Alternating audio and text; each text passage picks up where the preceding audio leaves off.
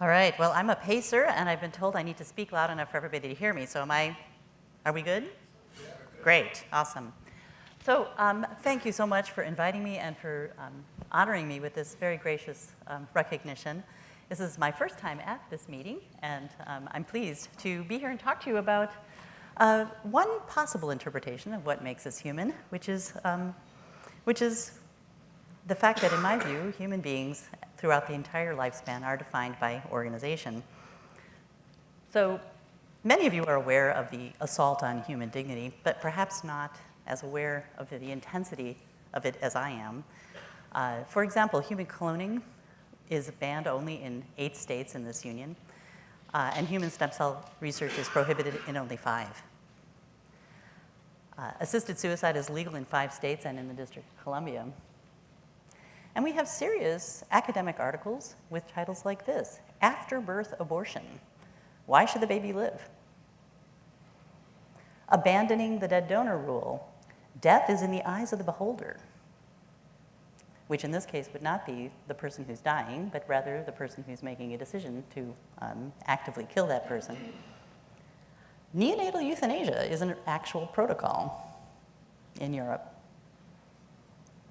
where if, in the judgment of the parents and of the physician, the child does not deserve to live, there is a systematic way that you dispose of that child. And assisted dying for healthy older people, a step too far? I mean, is this even a meaningful question? So we're in pretty dire straits. And I think all of these confusions and assaults really turn on 2 challenging questions regarding human life. When does human life begin, which presents what I call the continuum problem? And when does human life end, or the persistence problem? So we're going to cover those today, because I think starting with the notion of what is an organism, because in my view, both of these questions are critically rely on an accurate and adequate, comprehensive understanding of what an organism is. Then we're going to talk about when human life begins for the first half, and when does human life end for the second half. So let's start with an organism. The concept of an organism is surprisingly not a very simple one.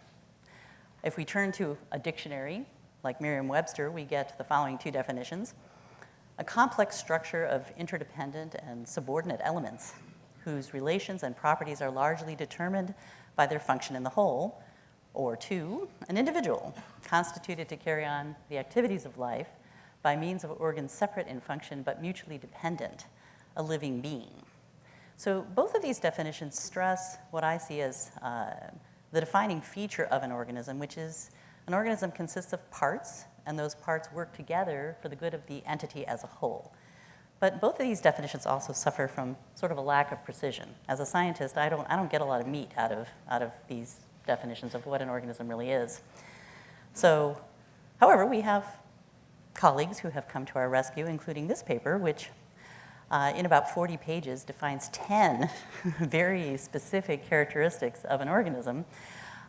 It's a helpful paper, but I think it almost goes too far in the opposite direction. So I'm going to try to find that golden Aristotelian mean between the dictionary and this very complex definition by breaking these traits into 4 classes.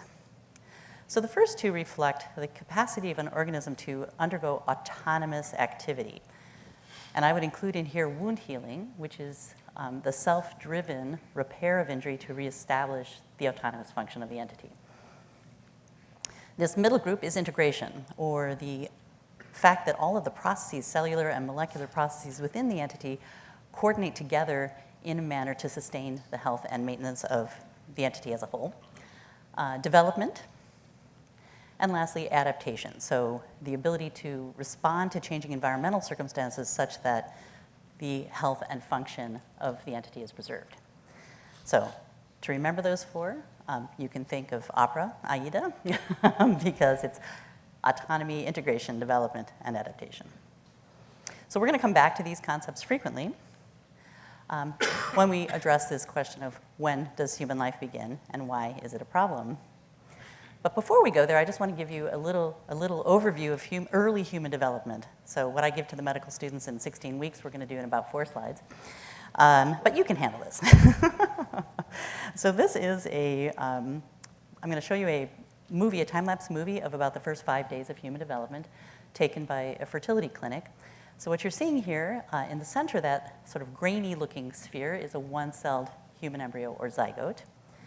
It's surrounded by a structure known as the zona pellucida, which is an acellular protein coat that kind of protects the embryo during early stages of development. And then the larger circle on the outside is the culture well that the embryo is being maintained in until it's transferred to the mother's uterus around day 5. So we're going to play the movie. And what I hope it illustrates is that embryos very quickly, from the one-cell stage, enter into a rapid period of cell division. So generating 2 cells at the 24-hour point and 3 cells at about 2 days. These early cells are known as blastomeres. And by the 3rd round of cell division, the embryo has entered into a stage of development known as the morula stage, after the word for a raspberry, which it kind of looks like.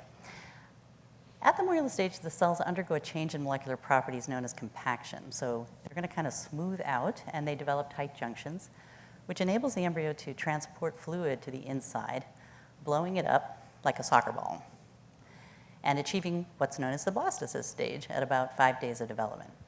So you can think of the blastocyst as, like I said, a soccer ball with a small group of cells on the outside. And it's an important stage because it's the first point in development where we have 2 clearly distinct cell types with different developmental functions.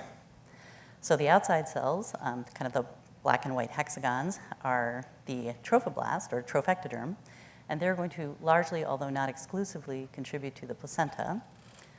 Inside is a small group of cells, creatively known as the inner cell mass, or the ICM. And that group of about 8 to 10 cells at this stage is going to produce all of the tissue you're carrying around in your body right now. Pretty miraculous. So all of the events we just watched in this movie happen as the embryo is traveling down through the woman's reproductive tract. So this is a cartoon of the ovary, the fallopian tube, and the upper quarter of the uterus. So fertilization happens in the fallopian tube, and the cleavage stages, the formation of the blastocyst, and then ultimately implantation about day 5 or 6. Once implantation has happened, we have another important process known as gastrulation.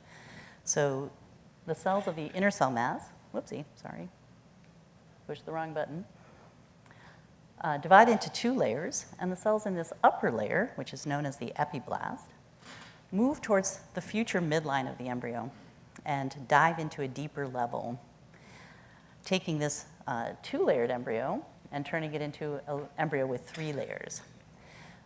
Once this process is done, all the cells that live in those 3 layers have restricted developmental capabilities. So they are the cells out of which all of the tissues of your body will arise, and they're known as the 3 primary germ layers.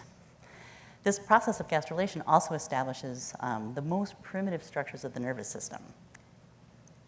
Okay, so once we have undergone implantation and gastrulation, the rest of development is shown here. These are actual human embryos from the Condic collection. The zygote we've been talking about is the little white dot above the number 1 there, drawn to scale, but blown up here so you can see it a little bit better. And these photos represent the first 8 weeks of human development, so the so-called embryonic period, during which all of the tissues, organs, and structures, relationships in the body are formed. So at the end of that short 8 weeks, we have a little tiny embryo. This is 5 millimeters here as a scale bar, but it's completely intact.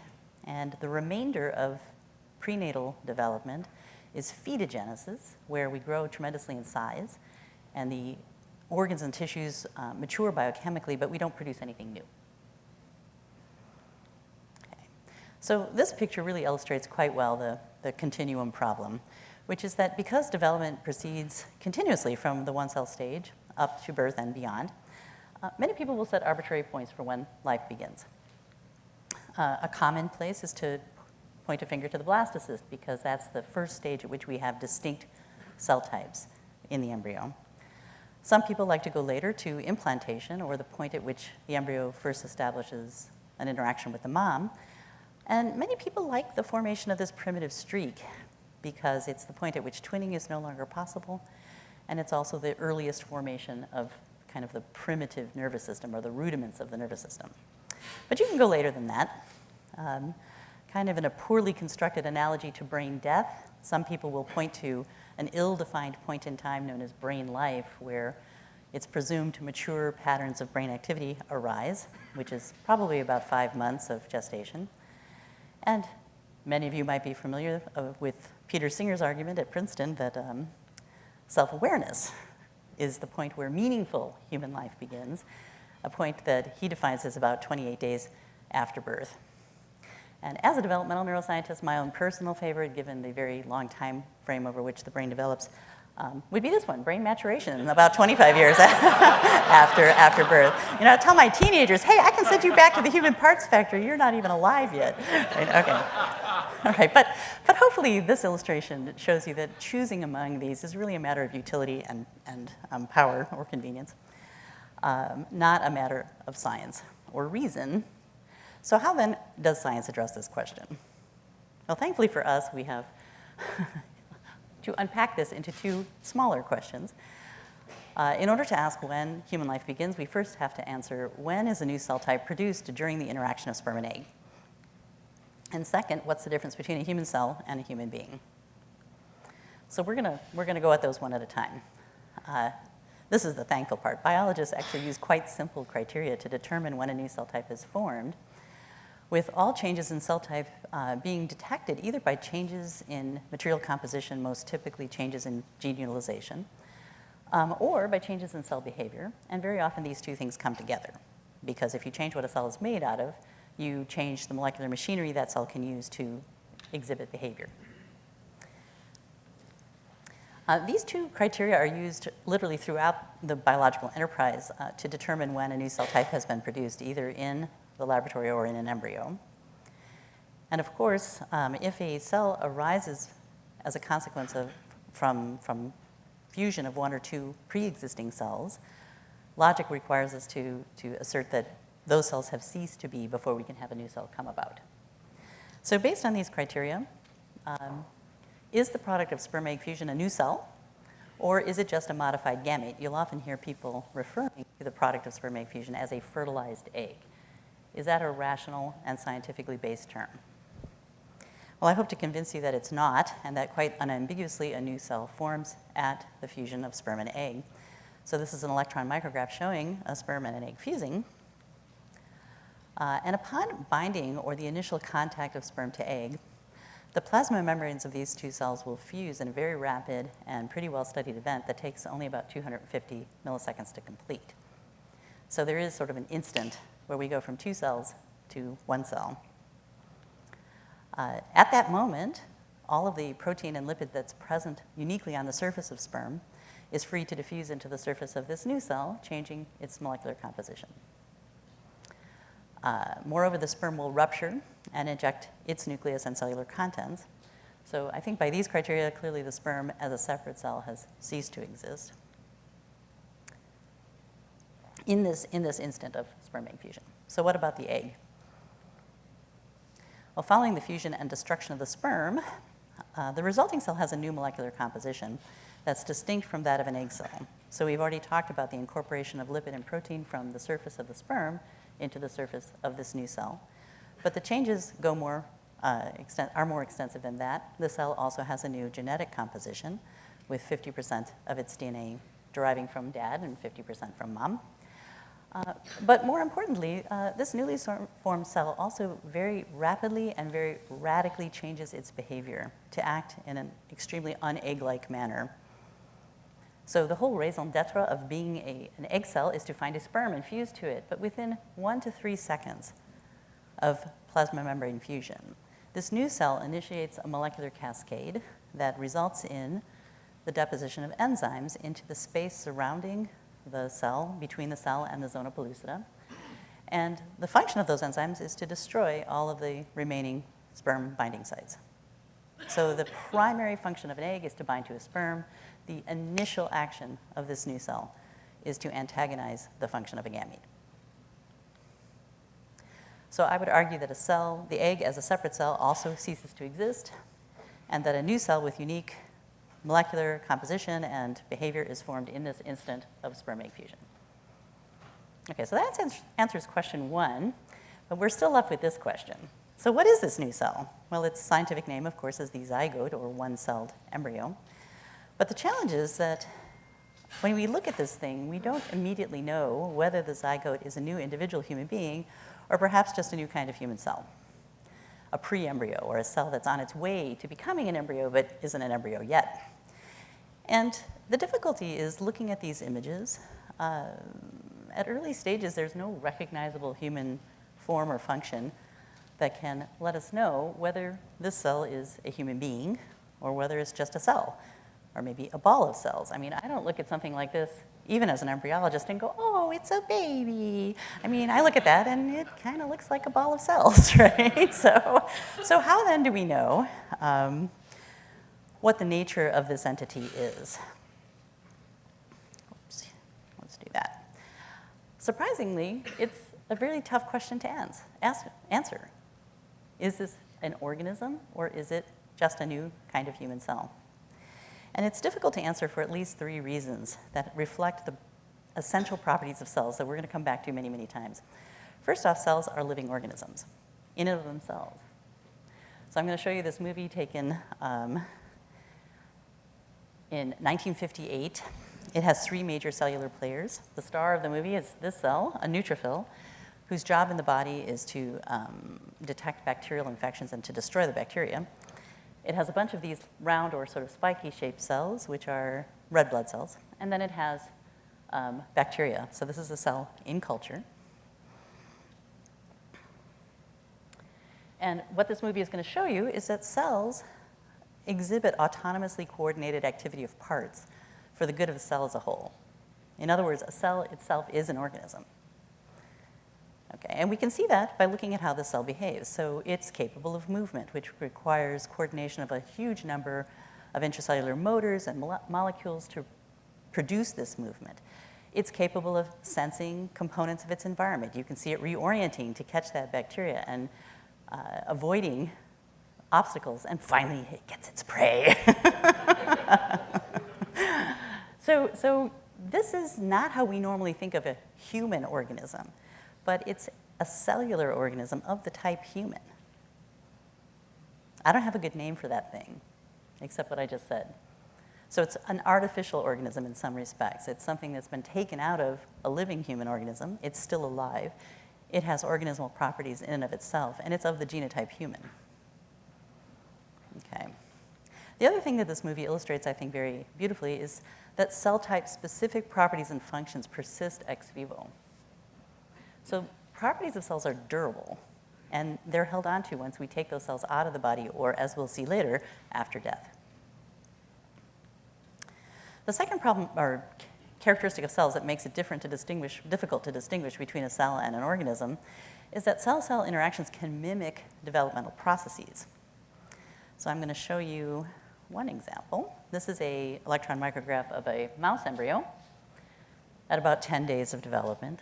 And this little paddle-shaped structure here is a developing limb, known as a limb bud at this stage. So in this experiment, limb buds were removed from mouse embryos at about embryonic day 10.5, and they were placed into organ culture. These structures are very, very simple.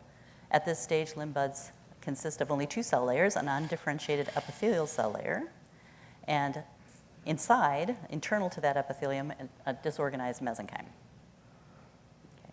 So what they did was they isolated these little limb buds at very early stages of development. They cultured them for 7 days, and this is what happened.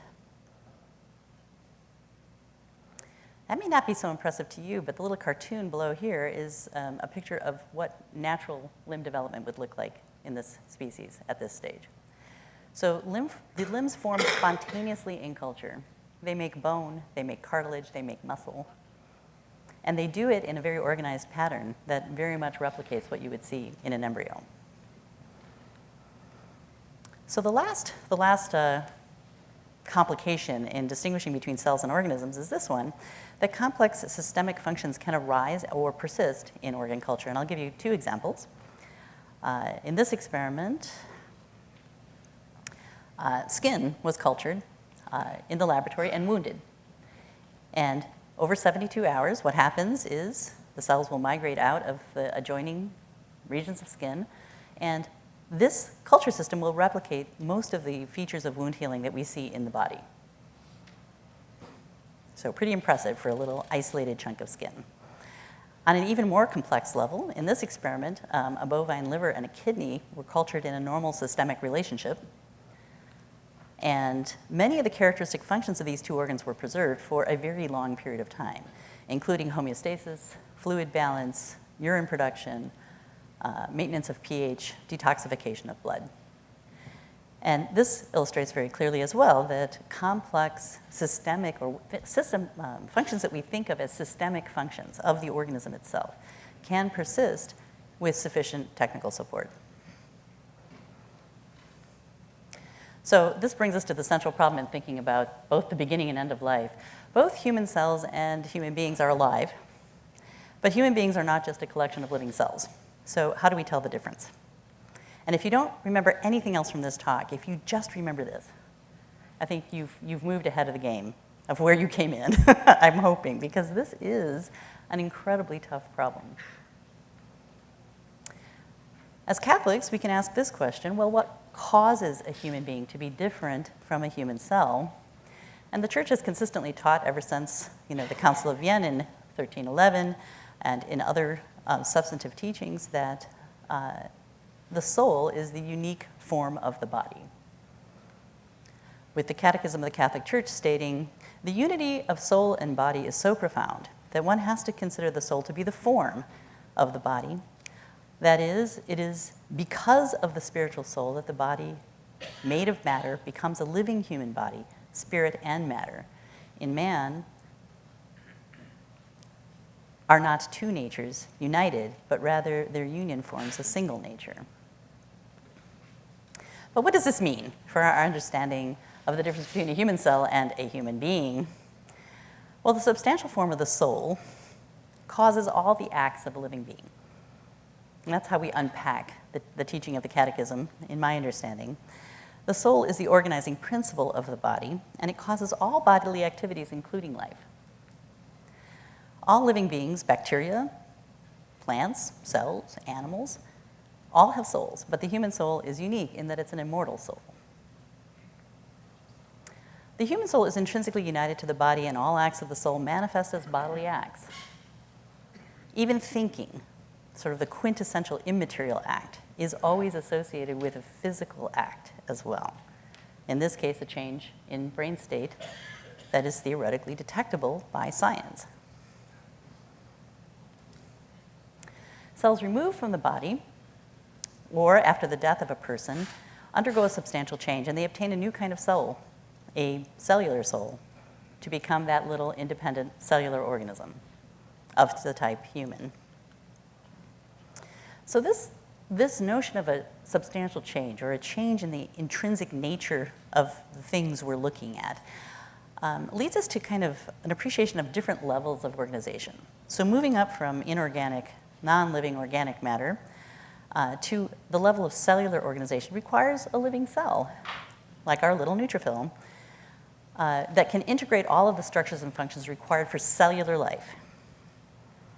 Moving up to the level of tissue organization requires at least two different cell types. So in the example I gave you of the little limb bud, it was interactions between those two cell types, the epithelium and the mesenchyme, that gave rise to new structures and complex organization of a tissue. But moving up to the level of organismal organization requires a living being, where all of the cells function together as an integrated whole. And I think a Catholic perspective would say that the human soul orders all of the properties of the organism as well as all of its cellular parts. In contrast, the molecular composition of individual cells orders their properties, including the production of tissues from interactions of cells with specific properties like our little limb bud. Okay. And this brings us to two serious errors that are going to raise their head when we think about death as well. They go by many names, as most of the devices of the devil do. But the two names I'm going to give them are reductionism and dualism. So reductionism asserts that a human being is simply a collection of cellular parts that adds up to a living being. Therefore, development is a process that involves the gradual acquisition of complex cellular functions. And therefore, there's no single moment at which life begins. And when a human can be considered alive enough to be the subject of human rights is an arbitrary decision. So this is the continuum problem. Perhaps less familiar is the equally grave error of dualism that starts with the presumption that the soul is not united with the physical body, rather it's a ghost in the machine. And consequently, the soul can have immaterial acts that are not associated with any physical act. And because of that, we introduce a massive, glaring inability to determine what anything really is. So long as the potential for development or human function exists, the soul might also still be present, even if it has no measurable acts.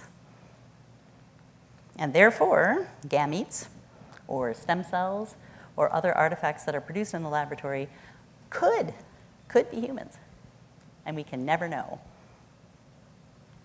So both reductionism and dualism support the view that the precise moment at which human life begins cannot be determined by science. And I believe it can. And I believe that in part because I think both of these views have an inadequate distinction between multicellular and unicellular organisms. Multicellular organisms such as us are uniquely capable of development, or the self-directed maturation to a characteristic mature form. Moreover, interactions between subcellular and cellular parts within a multicellular organism are ordered to the good of the multicellular whole, not to the continued existence of the cell as a cell. And thirdly, adaptation and wound healing exist to preserve the healthy function of the multicellular whole rather than the individual cellular parts. Okay, so when then, based on this understanding of a multicellular organism, does human organismal function begin? Well, I think most of us would agree this is an organism. In fact, I would assume everyone would agree. Even some of our opponents in the culture wars would probably say this is an organism. It's a complex structure composed of parts that function in a coordinated way for the maintenance of the life and health of this entity. But is this an organism? Is it? I have a friend who's an attorney, and every time he sees this picture, he goes, nah, that's not an organism, that's a bare aspirin. And I have to say, it does kind of look a little bit like a bare aspirin. Okay, but all joking aside, I hope to convince you that from the one-cell stage onward, human embryos are unambiguously functioning as human, i.e. multicellular organisms undergoing an autonomous process of development. So why do I say that? I say that not just because I like to say that, but because early embryos exhibit all of the traits that are characteristic of a multicellular organism. We're going to go through them in a somewhat different order than Aida, starting with development. Growth towards a characteristic mature state while continuously functioning as an integrated whole. And that's the entire business of being an embryo. Embryos immediately enter into a clear developmental trajectory where all of their molecular actions are geared towards the production of the next stage of a rational sequence that will produce sequentially an ordered collection of tissues and cells that function as a whole throughout this entire process and culminate as a mature human individual. Okay, what about autonomy or repair of injuries such that the unified function of the entity is preserved? Well, embryos are actually pretty good at this too, and I'll give you just one example, that of pre-implantation genetic diagnosis. So what you're seeing here is a picture of a young embryo immobilized here against a smooth glass pipette. This is the embryo. And then a sharper, smaller pipette is inserted to remove one cell from the embryo. So we typically do this at around 8-cell stage for women who might be genetic carriers of disease or their husbands. We analyze the genetic composition of that removed cell, and if everything proves to be okay, then the biopsied embryos are transferred to the uterus at around day 5. Now, this can only be understood as a completely catastrophic injury. I mean, to lose 1/8 of your body mass, at such a tender age, and yet, remarkably, embryos will regenerate the missing tissue, such that we've had many thousands of live births from biopsied embryos worldwide.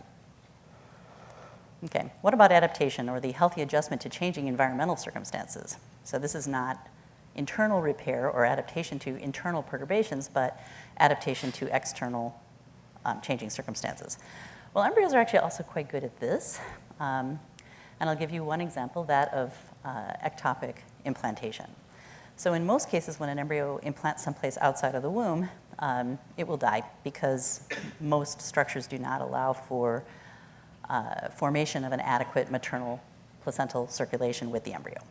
But there are rare cases where embryos implant ectopically and go completely to term. In this case, in 2003, this little baby, Nahalanisi, developed entirely up to 9 months inside her mother's liver. So how did that even happen? Well, so when she was in the fallopian tube, she took a wrong turn and ended up in the peritoneal cavity instead of in the uterus. And she was fortunate enough to attach to the liver, which is a highly vascularized organ and very soft. And so she was able to establish a placental circulation. Mom went 9 months. They cut a little hole. I can't even say a cesarean section because she was never in the uterus. They cut a little hole in the mom's abdomen, sliced a little hole in the liver, and took the baby out. So if a baby can develop all the way to term perfectly normally inside the liver, I would say that's pretty good testimony to the adaptive capability of embryos. Last one, integration, or the coordinated function of parts for the support of the function of the whole. Again, there are many, many examples of this, and I'll give you just one. These little cartoons are showing the early cleavage stages, or the production of the first cell types of the embryo. And an enormous amount of work has demonstrated that the pattern of cell division at the 2-cell stage, so at this stage here, will determine what structures will be produced from each of the cells at the 4-cell stage. So in this example, the pink and the red cells will contribute predominantly, although not exclusively, to the ICM, and the green and the blue cells will contribute predominantly, albeit not exclusively, to the placenta. So there are lots of ways that this could happen, but we know how it happens from an experiment like this. If you take 3 embryos that are all showing the same cleavage pattern at the 2-cell stage, and you remove 3 red cells, 1 from each embryo, 3 blue cells, and 3 green cells, aggregate them together and transfer them to a surrogate mom, what you find is that the red cells can produce a live-born pup in about 85% of the cases, but in none of the cases can the green cells do it on their own. And what that tells us is that by the 4-cell stage, the cells have become different in terms of their developmental capabilities, and that normally they have to work together in an integrated manner to produce a full pattern of embryonic development. So I wrote a review of this phenomenon in 2014. It's publicly available. If you search my name and When Does Life Begin, you will find it.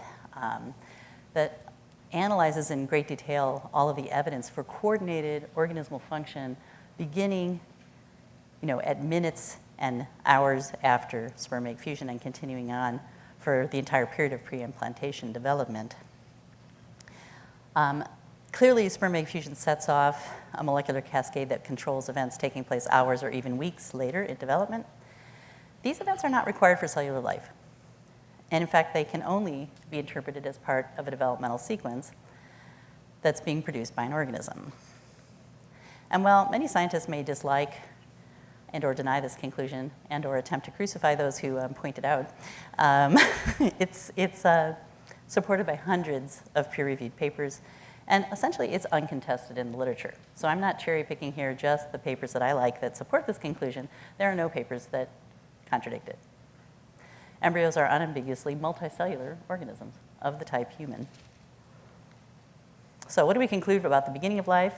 A new cell, the zygote, with a unique material composition, genes, and behavior comes into existence in this instant, 250 milliseconds of sperm egg fusion. It exhibits all of the characteristics of a full and complete, albeit immature, human being. Therefore, human life commences with the onset of organismal function at sperm egg fusion, or a human zygote is a human being.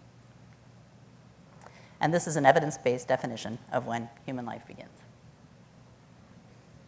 Okay. So now we're going to move on to the other end of life. When does life end? Now, I have to confess, I'm broaching this topic with some trepidation because almost every time I talk about death, I get myself into a lot of trouble. I can put like one slide on death into a slide talk with 50 slides, and at the end of the talk, 50 hands will go up, and all 50 hands will have questions about the one death slide. And I interpret this as being, we've already passed the embryo stage, but we're all still facing death, so it has a lot more salience to everybody in the audience. Okay. I also think that thinking about death is very challenging, and I want to put forth a caveat right away. There's no universal consensus among Catholic thinkers regarding the criteria for death and no official church teaching. Therefore, you're free to think whatever you like and to formulate your own opinion on this matter. However, I think appreciating the difference between human cells and human organisms is really critical to making sound judgments. So this is my thinking, and I would consider it a work in progress. I wanted to start with just what is the Uniform Determination of Death Act? What are the criteria for death since 1981?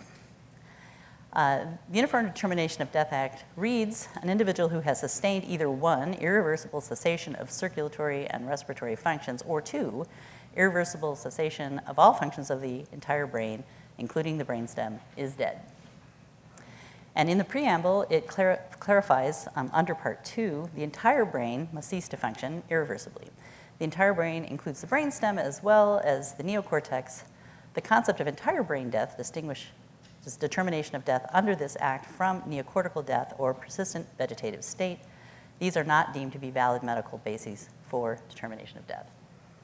Now, I think a lot of the controversy about determination of death really focuses on brain death, with many people being more comfortable with the notion of cardiopulmonary cessation as being the criteria for death. But I want to just give you one example as to why any determination of death is problematic. And that's this one. Cardiopulmonary arrest and death are not the same thing. So long-term survival with full neurologic function after prolonged irreversible cardiac arrest is not uncommon. So there was this case, which I find really quite astonishing. This is a group of medical people in Texas where they want to do everything bigger and better than everybody else. This is a case where somebody had cardiac arrest, multiple attempts to resuscitate this person, were not successful. He was on ECMO for 10 days, so kind of an external heart device. They had to induce hypothermia to keep him stable. He had dual ventricular assist devices. This is mostly for physicians in the audience because this is really an unbelievable sequence of events they went through with this guy. At 10 days, he had a total artificial heart transplant. At 49 days, and at 160 days, he had an orthotopic heart transplant, sort of a donor heart transplant. And he walks out of the hospital at 179 days with full ambulatory and neurologic function. Okay, this is a guy whose heart stopped for 3.5 hours despite everything they did. So based on the cardiopulmonary criteria, if they hadn't been in Texas and this hadn't been a matter of pride that they weren't going to let this guy die, he would have been dead, despite the fact that he had episodes of consciousness and lucidity talking to the doctors. His heart is not doing anything, and they can't get it started again. They have to take all of these artificial means to keep his cardiac function going. So based on those criteria, he was dead for at least 3.5 hours, or possibly 10 days if you consider the period on artificial heart sustenance, and then he was resurrected. Okay, so let's go back to the levels of organization. So this, I hope, helps you appreciate that is not a simple thing to think about. Was he dead? Are technical criteria like irreversibility sufficient for us to know somebody's really dead? Okay, so what does death require? The most intuitive view of death is loss of all organization or total disintegration of the living being. And this kind of has good credentials. St. John Paul II stated that death of the person is a single event consisting in the total disintegration of that unitary and integrated whole that is the personal self. It results from the separation of the life principle or soul from the corporal reality of the person. But what exactly is total disintegration? What does it look like? And how do we determine when it's happened? These are really the questions driving determination of death. So what total disintegration doesn't mean, we can start there, that one's always easy. Death is not the complete loss of bodily unity or total disintegration in the simplest sense. So we don't immediately turn into dust when we die. I mean, wouldn't that be great? All ambiguity gone. Here I am, pile of dust. Then I must be dead. Okay, but that doesn't happen, so we don't have that easy answer. Death is also not the complete loss of cellular life. We don't instantaneously turn into decomposing corpses. That takes a while. It takes weeks. Death is also not the complete loss of cell communication and bodily structure. We don't suddenly disintegrate into a pile of independent amoebas like that little neutrophil crawling around, in the house, only to have your husband come home and go, oh my gosh, she's disintegrated. Okay, so we have a lot of things that survive after declaration of death. And I think in this context, one of the most important papers that everybody should be aware of was this 1989 analysis by Dr. Alan Schumann, who looked at chronic brain death, so people who have been declared dead by brain death criteria and who yet survived with life support. So with aggressive medical intervention, there can be long-term survival of the body following death of the brain. And Schumann shows us a graph that looks like this, where this is all of the patients he considered, some of them surviving years after death of the brain, most of them surviving months, and many of them dying because treatment, or can no longer functioning because treatment, I don't want to beg the question, were they dead or not? But when treatment is withdrawn, they no longer function. This persistence of bodily functions following death of the brain is reflected in the persistence of viable cells in the body for weeks after death. And I'll just give you one example.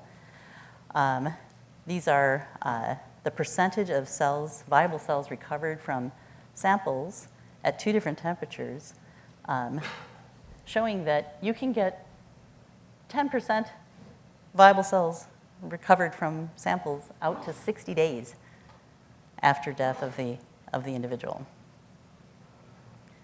in a temperature-dependent way. So 60 days at 23 degrees, and if you're out in the hot sun, a few less, but still quite a substantial number of days.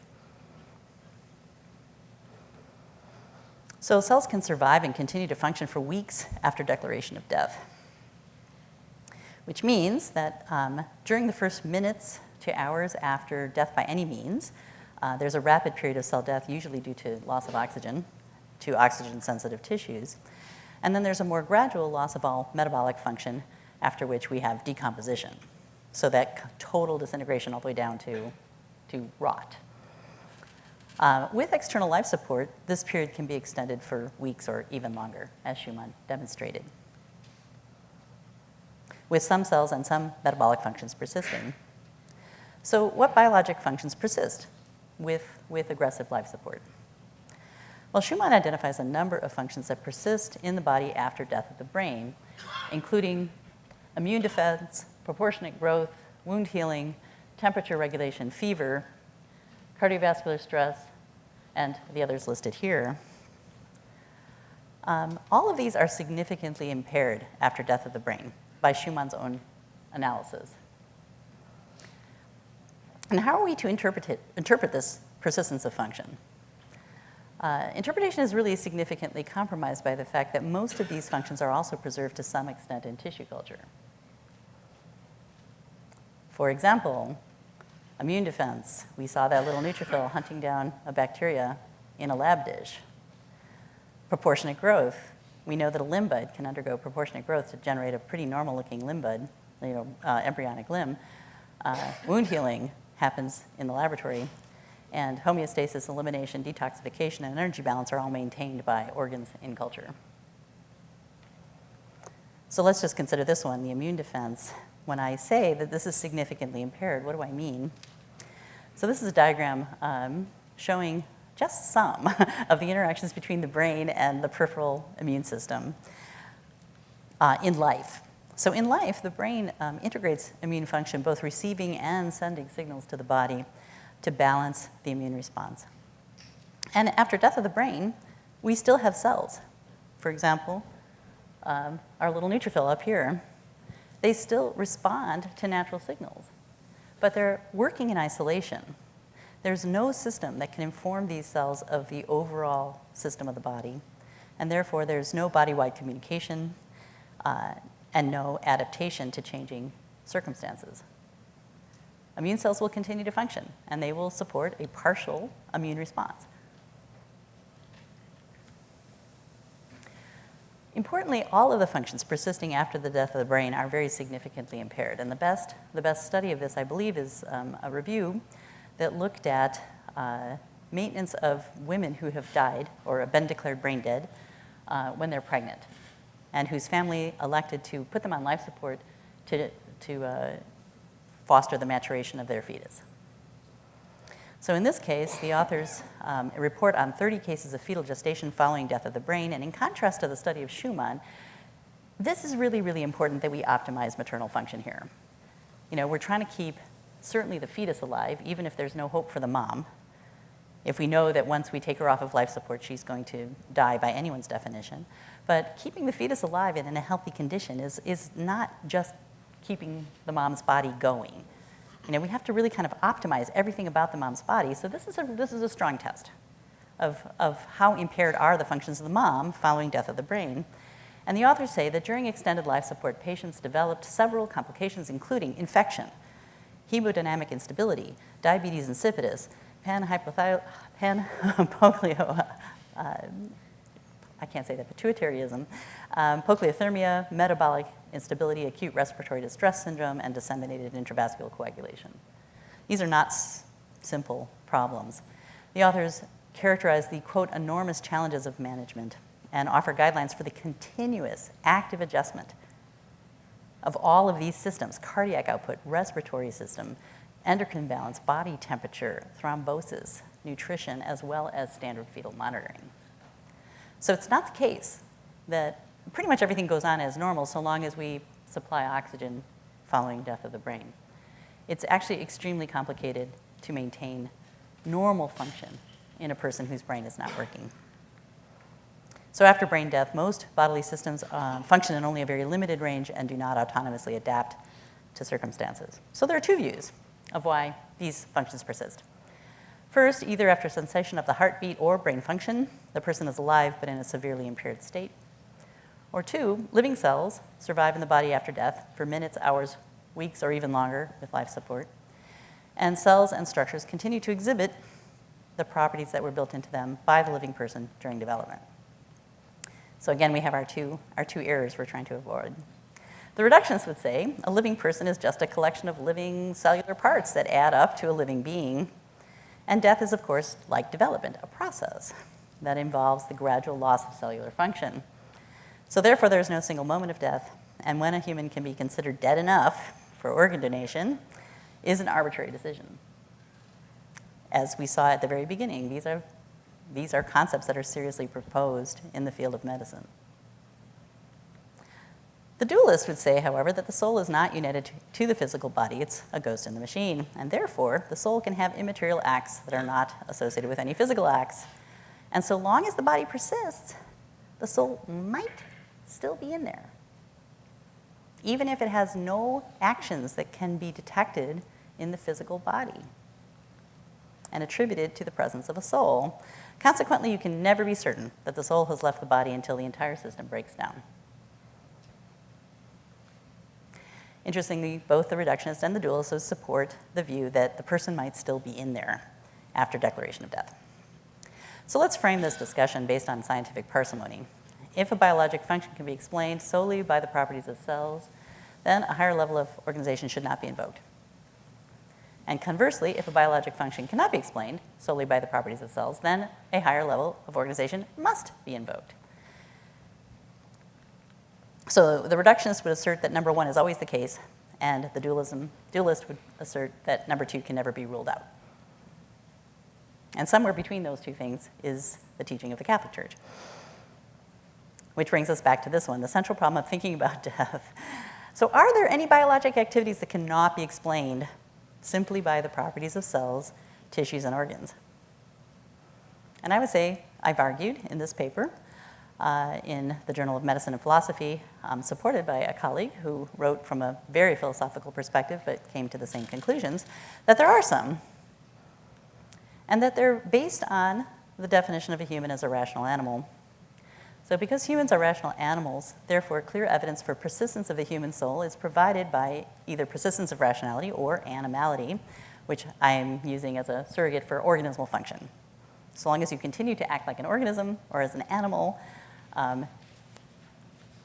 you must still be alive, which gives us two clear criteria for a living person: persistence of the capacity for mental function, even if it's not immediately exercised, no matter how impaired, and mental activity requires a functioning brain, or persistence of intrinsic autonomous integration of bodily functions, even in the absence of evident mental function.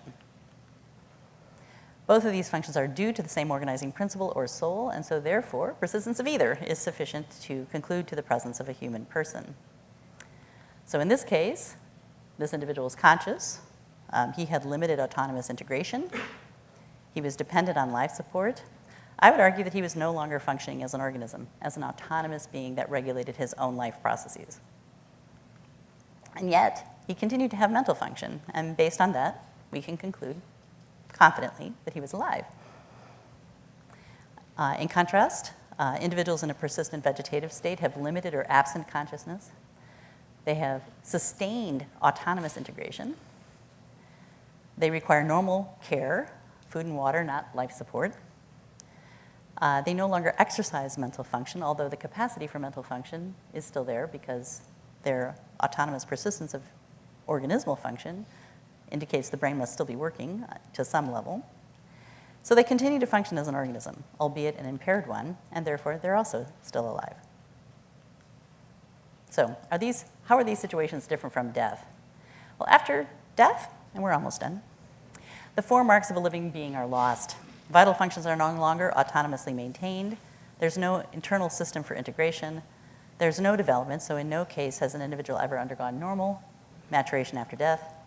And there's only limited detection of both internal and external conditions, and therefore no adaptation. There is a caveat, however. Diagnosis can be a serious problem. You often see headlines like this: brain dead student awakens hours after doctors suggest pulling the plug. And in cases like this, some individuals are referred to as brain dead by those who simply are advocating letting the patient die. Conversely, we do have some individuals who are declared brain dead by standard criteria, and yet are likely to only have been brain damaged. So clearly, more rigorous use of terminology and better pediatric criteria in particular are urgently needed. So where does this leave us? Living cells and tissues are not the same as a living person, and death does not require moving all the way down to organic matter. Moving down one step is death. And our conclusions are death never involves instantaneous total disintegration of all biologic activity. Many biologic functions persist after declaration of death by any means, both with and without life support. These functions are significantly impaired, and most are observed in cells and tissue culture. Two reliable signs that a human organism persists are the persistence of self-directed integration and the persistence of any form of brain function. All right, so summary and a beginning of life. The human soul causes all the activities of life. Autonomy, integration, development, and adaptation are the unique hallmarks of a living multicellular organism. Organismal function begins at spermate fusion. Cells removed from the body or persisting in the body after death retain characteristic properties with interactions among different cell types, producing interactive biologic structures and supporting complex functions. Yet the persistence of either organismal autonomy or brain function in any form provides evidence that a human being is still present. And a sound view of both the beginning and end of life must explain the difference between human cells and human beings while avoiding the errors of dualism and reductionism. So that's the take home. Dr. Rebecki commented that it's hard to be the last speaker before lunch, but it's even harder to be the last speaker at the end of a very full day and right before cocktails. So I thank you all for your patience.